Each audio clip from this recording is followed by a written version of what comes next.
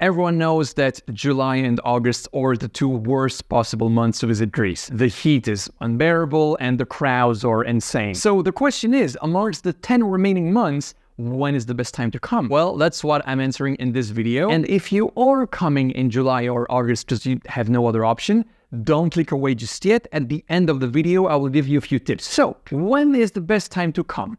Well, as always, it depends on a few things. Mainly, where in Greece do you want to go and what do you want to do there? If your main focus is the sea, discovering all the beautiful beaches we have in Greece, going on boat tours and so on, if that's your focus, I suggest you come in June or September. The water will be around 23 degrees, very nice. Before June, the sea hasn't had the time to heat up yet, and after September, the water temperature is still fine, but the weather tends to be a bit colder and cloudier. That's why all beach bars in Santorini and Mykonos usually close early October, even though the season technically ends late October. But the big problem with June and September is that it's still kind of peak high season. The prices are still really high and the crowds will be as bad as July and August. And that's why you will often read online that the best months to visit Greece are April, May, and October, also called the shoulder season. The problem with those months is that the weather is a bit of a lottery. One week will be nice and sunny, perfect temperature,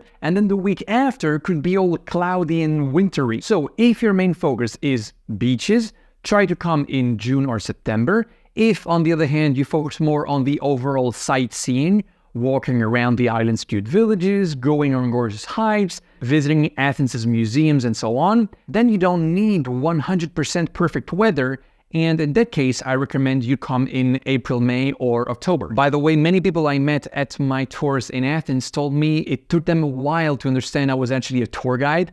They thought I was only doing YouTube. So yes, I am a tour guide, and you can find all the info on my Instagram page. Now, another crucial factor to take into consideration is from when to when are the islands open. And when I say open, I mean that there's something for you to do.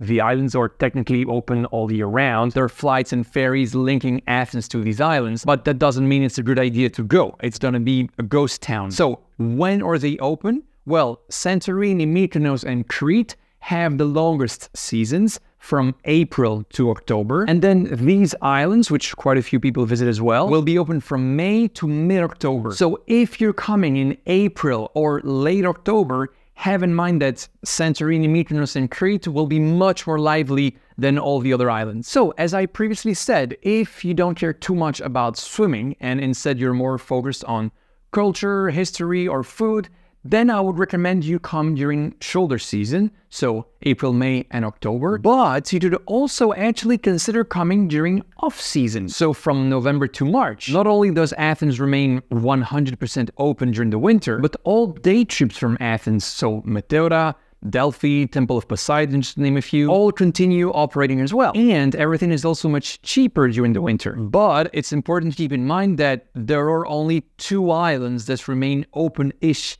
during the winter, which are Santorini and Crete. All the others, including Mykonos, are dead, nothing to do. On Santorini and Crete, sure, many shops and restaurants will be closed, but you can still wander around and find stuff to do, like wine tours in Santorini or olive oil tours in Crete, for example. How is the weather in the winter, you might ask? Well, it's around 10-15 degrees, partly sunny, partly rainy. So definitely not beach weather, but for anything else, it's not too bad. Just have in mind to pack a few sweaters and a rain jacket. Now, for those of you who don't have a choice and have to come in July or August, maybe because you have kids or because these are the only months you're allowed to take days off, well, here are 4 islands I recommend you visit: Crete, Milos, Naxos, or Paros. Awesome islands, plenty of stuff to do, but they don't get as overcrowded as Santorini and Mykonos, for now at least. Now, personally, I do believe it's still worth considering going to Santorini even during those super busy months, because the scenery is just so unique. Plus, there are a few easy ways to avoid 90% of the crowds,